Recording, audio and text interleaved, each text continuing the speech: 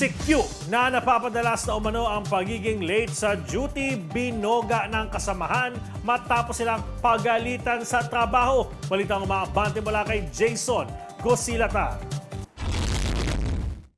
Isang security guard ang agad na binawian ng buhay matapos pagbabarili ng kanyang katrabaho sa isang establishmento sa Antipolo City. Wala nang nagawa ang biktima ng paulanan siya ng bala. Ayon sa mga otoridad, nagsimula ang insidente sa isang alitan matapos dumating ng kalahating oras na late ang biktima sa trabaho, isang bagay na umano'y madalas mangyari. Paliwanag ng sospek, matagal na niyang kinikimkim ang galit dahil sa paulit-ulit na pagkahuli ng biktima sa oras, pati na rin sa mga pagbabanta na natatanggap niya maging ng kanyang pamilya.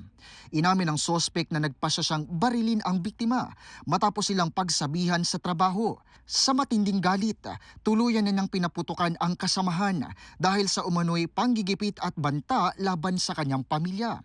Na-recover ng mga otoridad ang ginamit na baril sa insidente, samantala naharap ang sospek sa kasong homicide at kasalukuyang iniimbestigahan kung maaari itong itaas sa kasong murder na walang piyansa.